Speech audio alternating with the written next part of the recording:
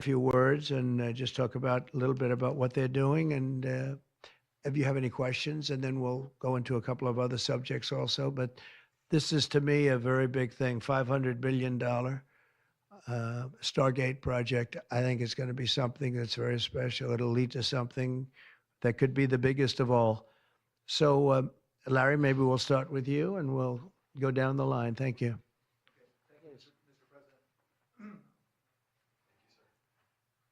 Thank you, Mr. President. We certainly couldn't do this without you. It would simply be impossible. AI holds incredible promise for all of us, for every American. We've actually been working with OpenAI for a while and with Masa for a while. The data centers are actually under construction. The first of them are under construction in Texas. Each building's 500,000 square feet.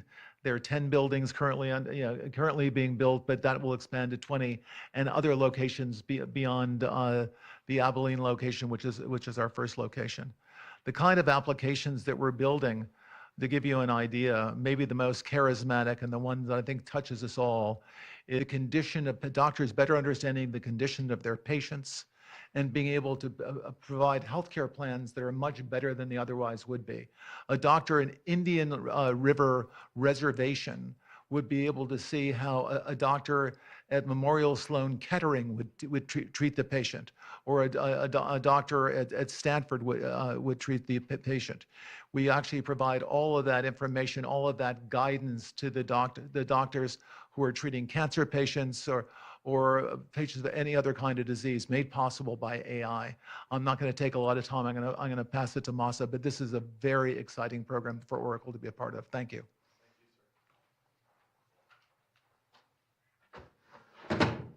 Thank you. That would be helpful. That's good. That's great. I feel tall now.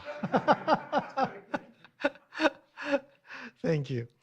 Well, Mr. President, last month I came to celebrate your winning and promised that we will invest $100 billion. And you told me, oh, Masa, go for 200. Yeah. Now I came back with 500.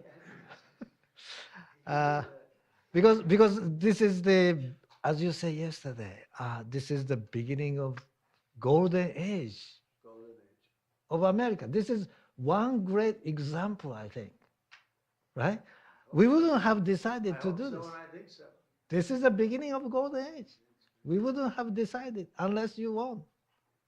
And yesterday we agreed, we signed to make this happen. Because of this day. So we would make this happen. We would immediately start deploying $100 billion with a goal of making $500 billion within next 4 years, within your term, right? Because of your success. So we are very, very excited to do this. And our partner is, of course, SoftBank, OpenAI, Oracle, and additionally investing partner with MGX. On top of that, we have the technology partner, NVIDIA, and of course, Microsoft has been very, very supportive to SAM and continue to support all our success. This is not just for business. As Larry said, this will help people's life. This will help solving many, many issues, difficult things that otherwise we could not have solved with the power of AI. I think AGI is coming very, very soon. And then after that, that's not the goal. After that, artificial super intelligence will come to solve the issues that mankind would never, ever have thought that we could solve. Well, this is the beginning of our golden age. Thank you very much. Thank you very much. Fantastic. I don't have too much to add, but I did want to say I'm thrilled we get to do this in the United States of America.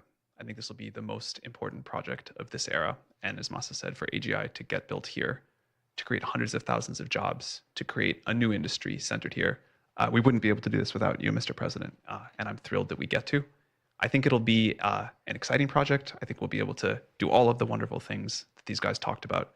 But the fact that we get to do this in the United States is, I think, wonderful. So thank you very much. Could you just say one word? I hear so many positive things about what it's going to do for medical research and for solving things, cancer and all the different problems. How will AI help us with the fight against the various problems, diseases, et cetera?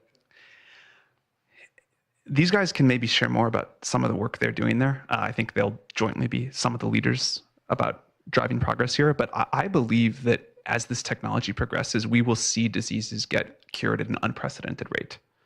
We will be amazed at how quickly we're curing this cancer and that one and heart disease, and what this will do for the ability to deliver very high quality healthcare, the costs, but really to cure the diseases at a rapid rate, I think will be among the most important things this technology does.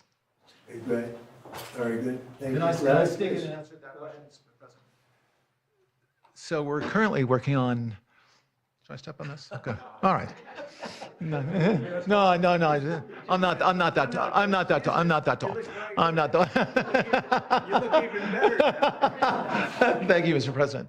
One of the most exciting things we're working on, using the tools that Sam and Masa are providing, is a cancer vaccine. It's very interesting. It turns out, I'll be quick, all of our cancers, cancer tumors, little fragments of those tumors float around in your blood. So you can do early cancer detection. If you can do using AI, you can do early cancer detection using AI to look at the blood test. You can find the cancers that are actually seriously threatening the person. So we can, again, cancer diagnosis using AI has the promise of just being a simple blood test. Then beyond that, once we gene sequence that cancer tumor, you can then vaccinate the person, design a vaccine for every individual person to vaccinate them against that cancer. And you can make that vaccine, that mRNA vaccine, you can make that robotically, again, using AI in about 48 hours. So imagine early cancer detection, the development of a cancer vaccine for your particular cancer aimed at you, and have that vaccine available in 48 hours. This is the promise of AI and the promise of the future. Great, thanks. Thank you, sir. We'll finish up, but these are highly respected guys. I was shocked with Larry because I don't even think Larry does this stuff. You did a very good job for a guy that doesn't do it much, right? But he's so respected, and the group, and it's really an honor. But for Larry to be here and do this is very unusual because he doesn't do this stuff. He doesn't need it. He does, and you don't need it, do you? Huh? You don't need it. But I think it's an honor to the country. It's a great honor that this group, these are the top people, that they're going to do it, and they're going to do it here, and we're going to make it as easy as it can be. A $500 million Stargate project comes in addition to a separate pledge between $100 and $200 billion from, as we know, from Masa that we talked about before. Also $20 billion from DMAC, which was great. And we have many others that are coming. Some I just say, just announce it. It's easier, but with some, I know them, and they're so highly respected, I'd rather do it this way. Many would like to do it this way, but we're letting the world know what's happening. This is money that normally would have gone to China or other countries, but in particular China. In total, before the end of my first full business day in Washington in the White House, we've already secured nearly $3 trillion of new investments in the United States, and probably that's going to be 6 or 7 by the end of the week. Tremendous amounts of money are coming in for many things other than even AI. AI seems to be very hot. It seems to be the thing that a lot of smart people are looking at very strongly. And our country will be prospering like never before. I think that's true. And it's going to be the golden age of America. As I say, yesterday we had the most ambition ambitious, action-oriented day of any administration in history. No, there's never been a first day like yesterday, as you know. I signed a sweeping slate of executive orders to stop the invasion of our borders. I launched a government-wide effort to defeat inflation and bring down the cost of daily life and bring down the cost of energy, magnificently bring it down. And when energy comes down, Larry, I'd say generally speaking, when energy comes down, everything else comes down. The prices of food and the prices of everything else come down. Energy is that's the big baby. And we declared a national energy emergency to drill, baby, drill, our term that we use. We're going to drill, baby, drill like never before. We ended destructive DEI mandates across the federal government and returned our country to a merit-based system and a common sense system. As you know, the Supreme Court gave us a decision on merit, where things in this country can be based on merit now instead of a lot of different rules, regulations, and things that really put our country at a big disadvantage. We permanently stopped government censorship and restored free speech. That was signed yesterday. We renamed the Gulf of Mexico the Gulf of America.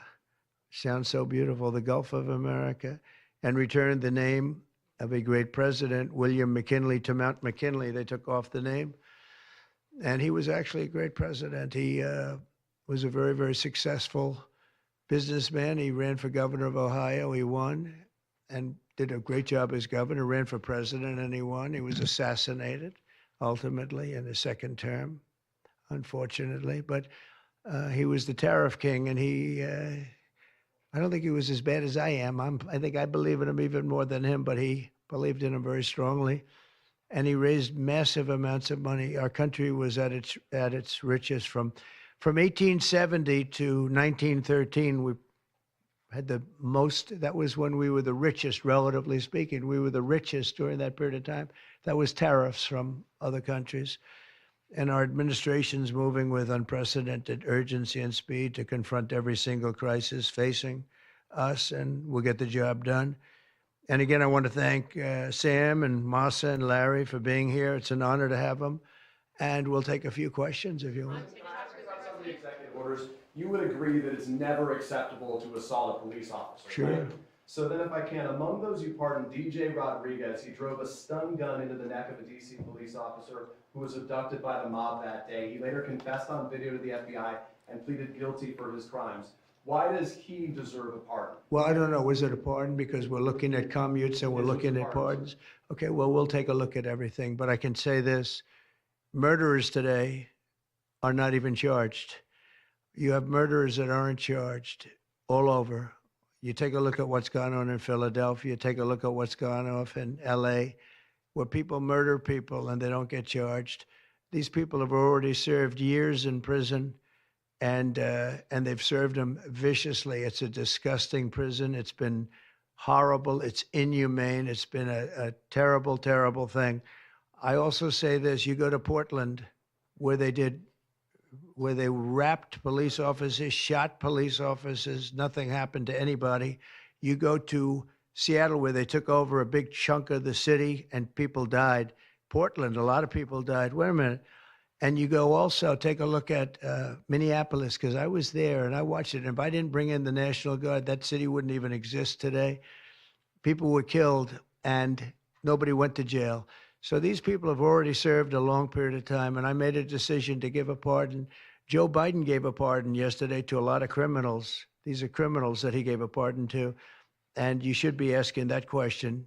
Why did he give a pardon to all of these people that committed crimes? Why did he give a pardon to the J6 Unselect Committee when they burned and destroyed all documents which showed that they did what was wrong, not me? Wait a minute.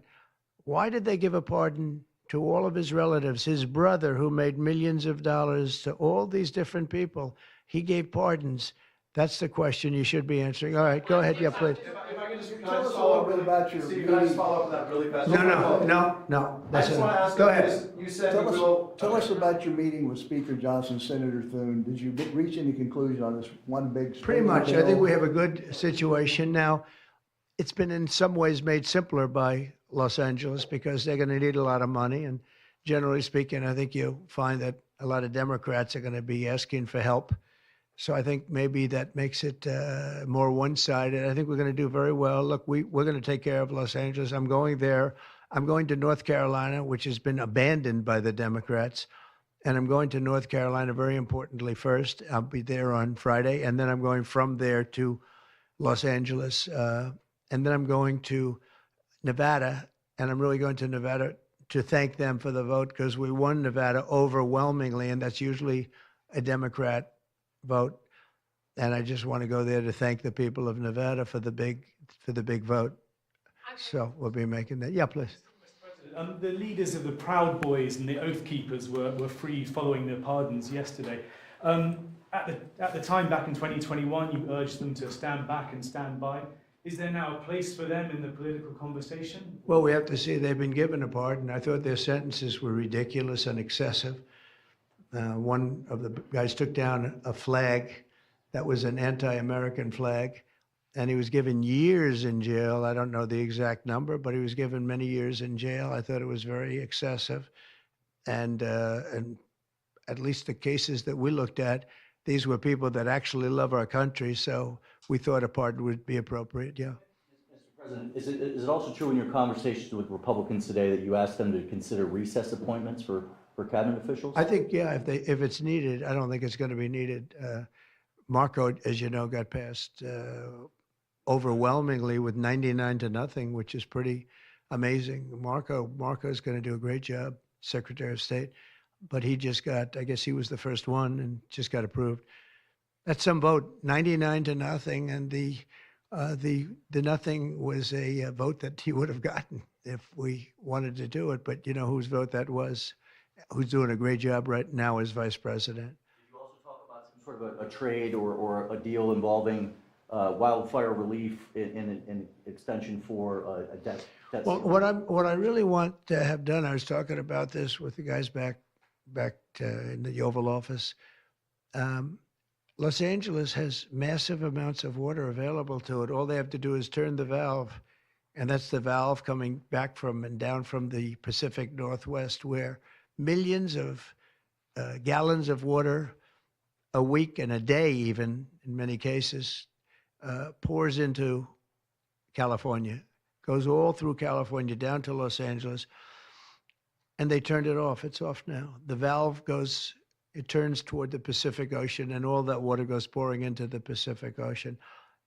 If they did what I told them to do, they wouldn't do it because politically they didn't think it was good. I think it's great politically. I think they're dead politically. What they've done, they've destroyed the city.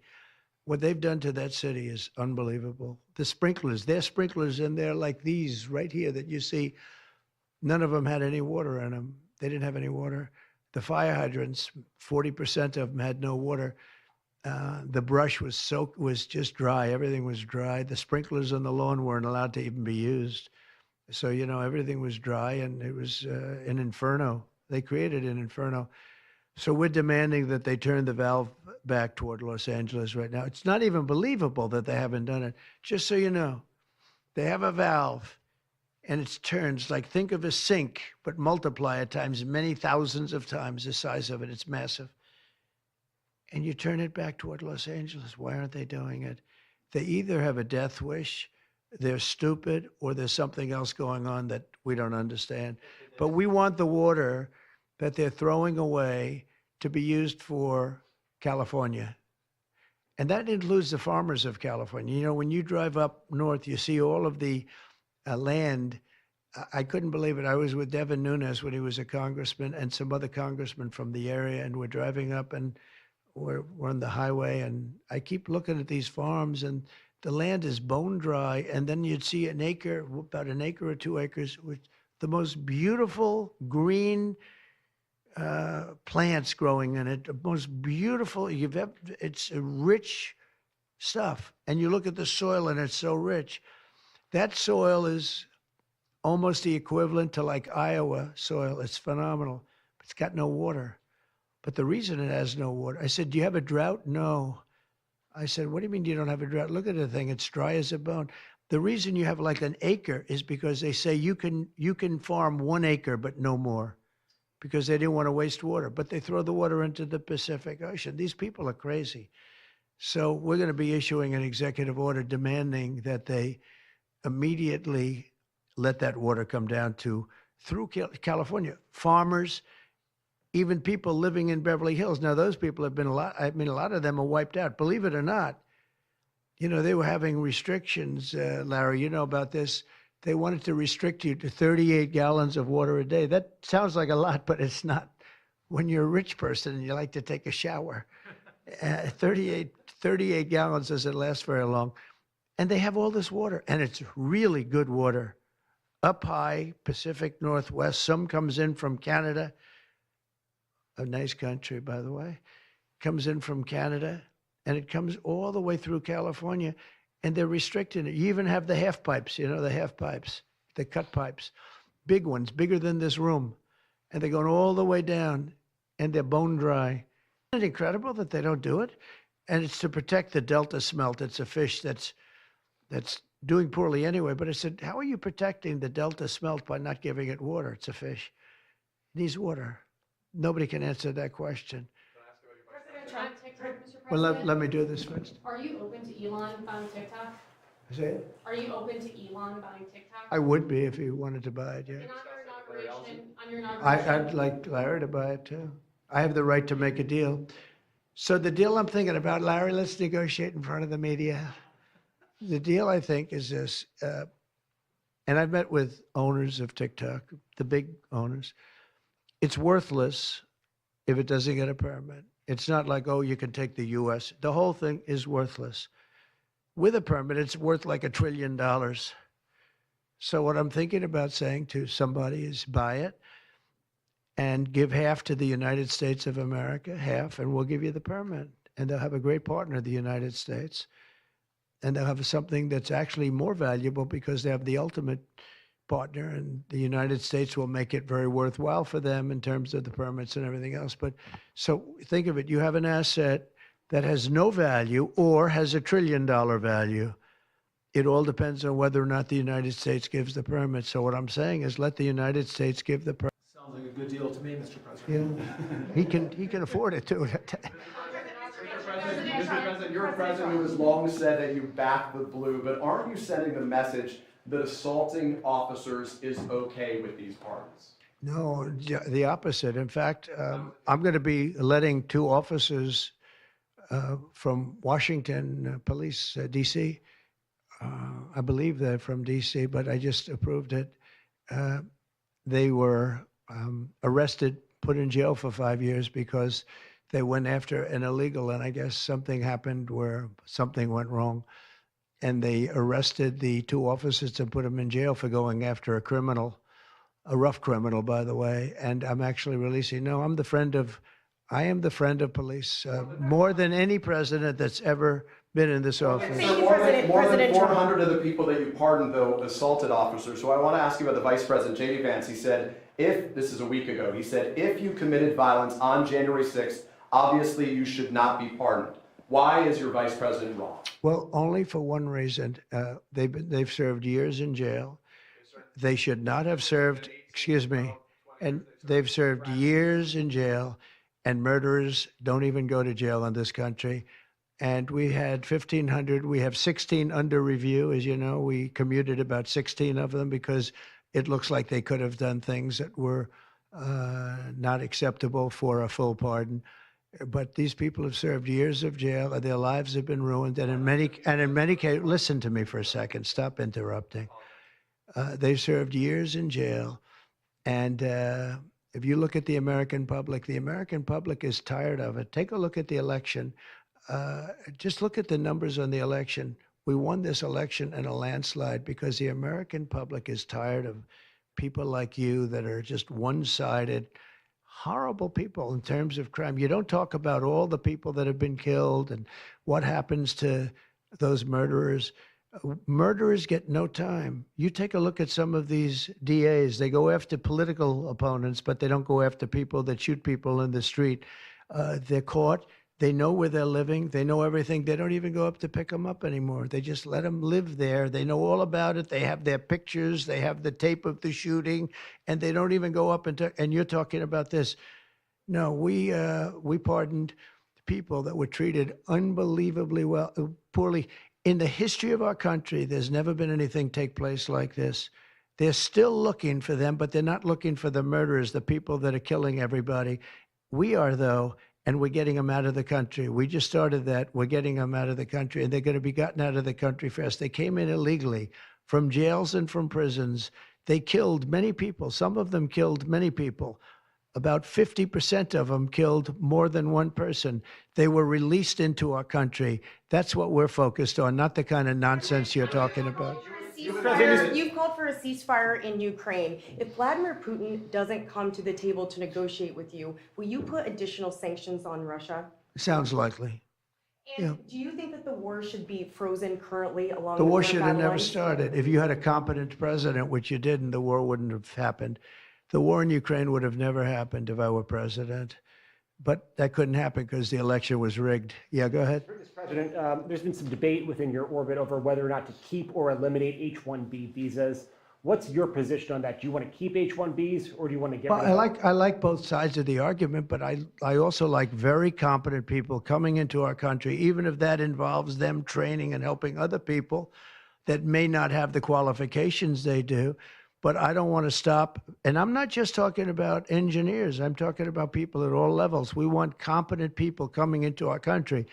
And HB1, I know the program very well. I use the program. Maitre d's, wine, experts, even waiters, high quality waiters. You got to get the best people. Now, then you go into people like Larry, and he needs engineers, and Massa needs, and this gentleman needs engineers like nobody's ever needed engineers, right? So we have to have the quality people coming in. Now, by doing that, we're expanding businesses, and that takes care of everybody. So I'm sort of on both sides of the argument, but what I really do feel is that we have to let really competent people, great people come into our country, and we do that through the H-1 program. Mr. President, are you looking to impose tariffs on Canada and Mexico in an effort to force negotiations sooner on USMCA? No, it's really not on USMCA. It has nothing to do with that. They've allowed, both of them, Canada very much so, they've allowed millions and millions of people to come into our country that shouldn't be here. They could have stopped them, and they didn't. And they've killed 300,000 people last year. My opinion, have been destroyed by drugs, by fentanyl. The fentanyl coming through Canada is massive. The fentanyl coming through Mexico is massive. And people are getting killed, and families are being destroyed. I mean, the son gets killed, and the family is a basket case for the rest of their lives. I mean, I've seen mothers that thought they'd heal. They never heal. They say it gets worse with time. It gets worse with time. They lose their boy. They lose their baby. They lose their young daughter to fentanyl poisoning. And I had that talk with President Xi the other day, too, of China. I said, we don't want that crap in our country. We got to stop it. I would have stopped it.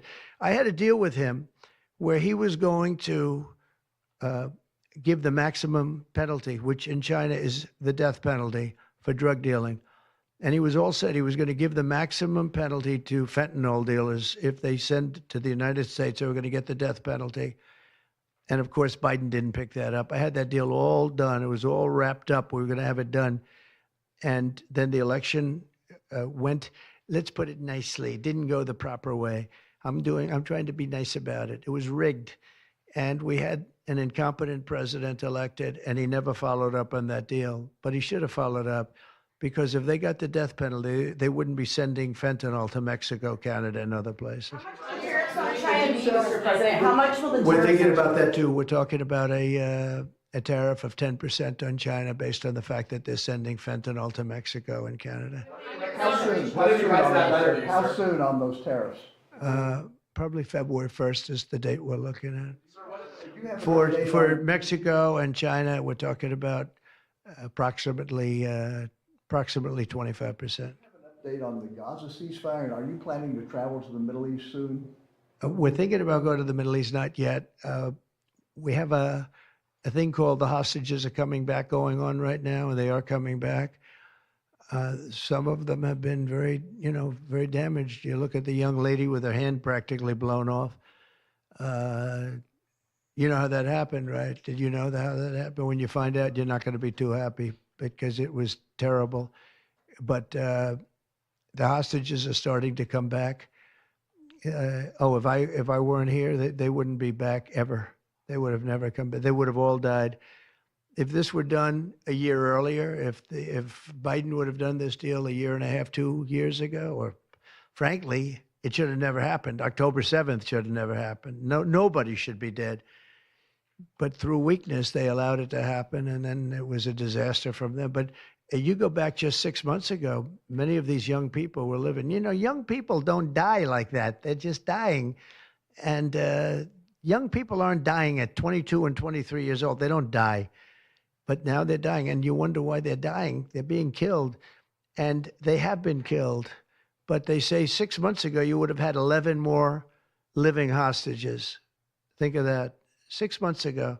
But Biden couldn't get it done, and it was only the imposition that I put on as a deadline that got it done. But it's a very sad situation.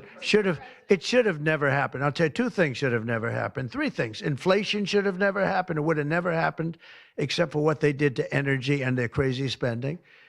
And Ukraine would have never happened. Never. By the way, Russia never would have gone into Ukraine. I had a very strong understanding with Putin that it would have never, ever happened. He disrespected Biden. Very simple. He disrespects people. He's smart. He understands. He disrespected Biden. And also, the Middle East would have never happened because Iran was broke. They had no money. They had no money for Hamas. They had no money for Hezbollah. It would have never happened. October 7th would have never happened. But it did happen. So this is the cards I've been given. And we're getting the hostages back. That would have never happened under Biden. They would have never come back. They were just dying not that slowly. They were dying or being killed. But that was what was happening.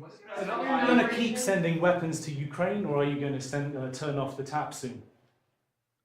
Well, we're looking at that. We're talking to Zelensky. We're going to be talking with President Putin very soon. And we'll see how it all happens. We're going to look at it very soon. One thing I do feel, the European Union should be paying a lot more than they're paying because under Biden, I mean, we're in there for $200 billion more. Now, it affects them more than it affects us. We have an ocean in between, right? Little thing called an ocean. The European Union should equalize. We're in there for $200 billion more than the European Union. I mean, what are we, stupid? I guess the answer is yes, because they must think so. But the European Union takes advantage of us tremendously on trade. And they now take advantage of, and always have. If I didn't get involved years ago, in my first term, one of the first things I noticed was that they're not paying enough. They're not paying. And a lot of those countries weren't even paying, the NATO countries. They weren't paying. Only 7 out of 28 were paying. We were one of them. And Poland was one. And they had a few of them that were paying, and some were paying very proudly. Usually the closer to the borderline of Russia they were, the faster they paid, okay? The ones that were further away tended not to pay so fast. And one thing on that, I think they should lift their number not to 2%, but to 5%. NATO should be at 5%, not at 2%. 2% is ridiculous, yeah. Did U.S. President Xi, in your conversation about Ukraine, you asked him to get involved in helping settle that. Can you tell us about that? I did, yeah. I said, you ought to get it settled because he's not done very much on that. He's got a lot of power, like we have a lot of power. I said, you ought to get it settled. We did discuss it, yeah. Do you intend to continue selling products that benefit yourself personally while you're president? Well, I don't know if it benefited. I don't know where it is. I don't know much about it other than I launched it. I heard it was very successful. I haven't checked it. Where is it today? You made a lot of money, sir. How much? Several $1 billion, it seems like, in the last several days. Several billion? That's peanuts for these guys. President Biden, can you give us some sense, broadly speaking? Yeah, he wrote me a nice letter. I mean, I did open it last night. And I didn't know. Peter said, did you get the letter? I said, wait a minute, let's see the letter. It's sort of a tradition. You put it in the drawer. especially of the beautiful Resolute desk, right? And I opened it, and there it was. It said to number 47. And it was a very nice letter. I mean, I could show it because I think it was a nice letter. Maybe I will. I think just basically it was a little bit of an inspirational type letter, you know, enjoy it, do a good job. Important, very important, how important the job is. But I think it was a nice letter. I think I should let people see it because it was a positive for him in writing it. I appreciated the letter. Mr. President, were security concerns at all a factor when deciding to move your inauguration indoors? No, not at all. No, not at all. It was just cold. Look, if we would have, you know, I just went out to the helicopter, right, we said goodbye. That's a tradition. As long as before it used to be a stagecoach, and then helicopters came along. But that's been a tradition. You go out and you do that. And we stood there for 10 minutes, and I'll tell you what, people would not have been able to get through that day. That was cold. It was sort of interesting. Don't let the sun fool you. Tell me something. Sunny days can get very cold, can't they? Because that was so freezing yesterday. You couldn't have gotten through it. It would have been. And the answer is no, it wasn't security. With that being said, I thought the Capitol, the Rotunda, was beautiful. 72 degrees, unbelievable sound. You know, it's like being in an opera house. I could see people wanting to do it there rather than outside. Why did you remove John Bolton's security clearance, sir? Because I think there was enough time. We take a job. You take a job. You want to do a job. We're not going to have security on people for the rest of their lives. Why should we? I thought he was a very dumb person, but I used him well because every time people saw me come into a meeting with John Bolton standing behind me, they thought that he'd attack them because he was a warmonger. He's the one that got us involved, along with Cheney and a couple of others, convinced Bush, which was a terrible decision, to blow up the Middle East. You know, we blew up the Middle East and we left. We got nothing out of it except a lot of death. We killed a lot of people. And John Bolton was, one of those guys, a stupid guy. But no, you can't have that for life. You shouldn't expect it for life. You mentioned with President Zelensky, will that take place here, and when and where will you meet with? I don't know. I mean, look, President Zelensky would like to have peace. He's told me that very strongly. He'd like to have peace, but it takes two to tango. We'll see what happens. When will you meet with President Putin? Anytime they want, I'll meet. I'd like to see that end. Millions of people are being killed, and they're being killed. It's a vicious situation, and they're now largely soldiers. A lot of people have been killed in the cities. They look like demolition sites. Buildings, massive buildings bombed and coming down. The thing with Ukraine is that many more people died than you're reporting. You're not reporting the real numbers, and I'm not blaming you for that. I'm blaming maybe our government for not wanting to release those numbers. Many more people died than what you know about. When those big buildings come down and they say 2 people were injured, no. Many people, thousands of people are being killed. But the real killing now is on the war front. It's a very flat land. And the only thing that stops a bullet is somebody's body.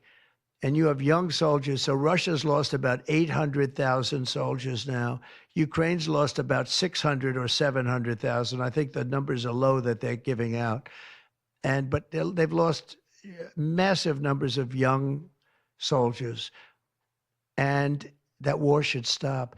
It's very flat, it's beautiful farmland, and it's flat and really beautiful in a different kind of a way, but they don't have any protection. The only thing that stops a bullet is a body, and those bodies are stopping a lot of bullets, and they're being decimated, both sides. In your conversation with President Xi, what did you tell him in terms of when to expect tariffs, and what can he do to avoid them? About which one? About tariffs? We didn't talk too much about tariffs, other than he knows where I stand. Look, I put large tariffs on China. I've taken in hundreds of billions of dollars. Until I was president, China never paid not 10 cents to the United States. With me, they paid hundreds of $600 billion or so, or more than that even, of tariffs. And if I didn't do that, you wouldn't have a steel mill open in the United States right now. You wouldn't have one steel mill open in the United States. So what I did is I saved the steel industry. I saved other industries too with other tariffs. Other countries are big abusers also. You know, it's not just China. China's an abuser, but the European Union is very, very bad to us. They treat us very, very badly. They don't take our cars. They don't take our cars at all. They don't take our farm products, essentially. They don't take very much. We have a $350 billion deficit with the European Union. They treat us very, very badly. So they're going to be in for tariffs. It's the only way you're going to get back. It's the only way you're going to get fairness. You can't get fairness unless you do that. But the European Union's treated us very badly. But essentially, everybody treats us badly. You know, everybody treats us badly. Yes, go ahead. Because we allow them to. Because we've had stupid people doing this, and we can't have. I'd like to have these three people negotiate for us, just for 1 week, and we'd be a rich country again. But we'll be rich.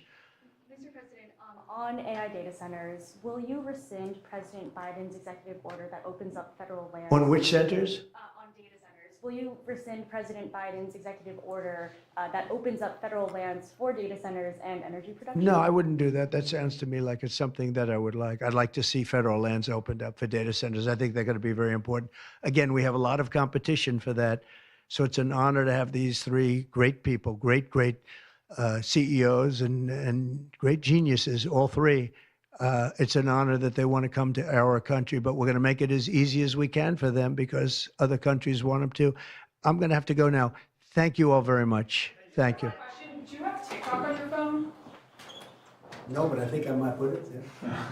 I think I'll get it right now. By the way, again, we won the young vote. I think I won it through TikTok. So I have a warm spot in my heart for TikTok. Okay? Thank you. Thank you very much. Thank you, Mr. President.